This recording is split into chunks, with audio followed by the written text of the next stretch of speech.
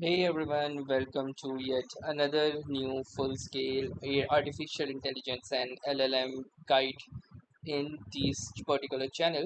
So in this video we will be talking about the MCP servers in Codex GUI or the Codex web application.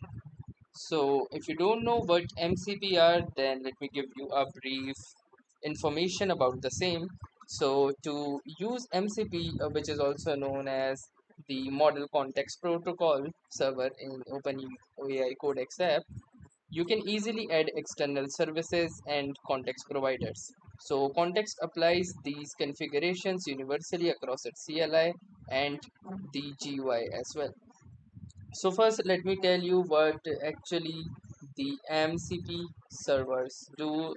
What are they, and like why do we need the MCP servers? So the MCP server is an open standard which is developed by Anthropic that allows AI applications like Codex or Cloud Code to securely connect to external data sources, developer tools, and APIs. So Codex uses a single unified configuration layer, meaning any MCP server you add will automatically work across the Codex desktop GUI, CLI, and IDE extensions.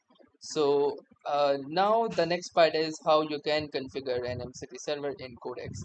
So Codex can actually stores all durable preferences inside a config.toml file. You can that you can configure that globally as well if you want, but in case if you are using the desktop application like I am, what you can do is simply navigate to the settings option, then go to the settings. Now within the settings you can see MCP servers, and from here you can simply add servers. Also here you can see that there is this option to enable or disable the node REPL, which is one of the already added servers that I have, and one of the servers is from the plugins. Now if you wish to add a server yourself, you can click onto this add button. Now here you can determine the MCP server name. So I have fired up Gemini and ask it for some information which I can pre-fill right in here. So for example, we're gonna name it MCP fetch, and we're gonna let the type remain to studio. There are two types, one is streamable HTTPS and the another one is the normal studio. Then command to launch will be npx. Then you can determine the arguments. So for example, this particular server will have two arguments. So first one say -y, and the second one is will be the at the rate model context protocol slash server fetch.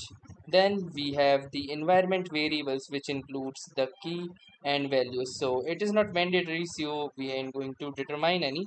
And also we'll be leaving the environment variable pass through as blank. Now once that is done, we can simply click onto the save option, and once that will be done, we can see that the MCP server will be successfully added. Apart from that, if it does not, you can try it again and try saving the same. But apart from that, the servers will be there. So you can also go to the settings to any particular MCP server. So for example, the node REPL MCP.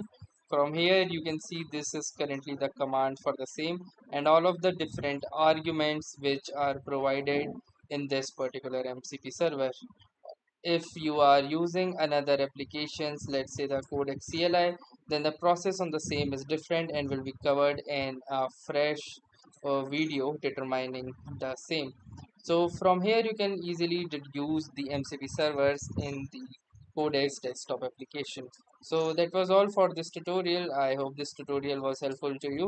If it was, do make sure to drop a like, to tell us in the comments how this video was helpful for you, and thanks for watching the video and have a nice day.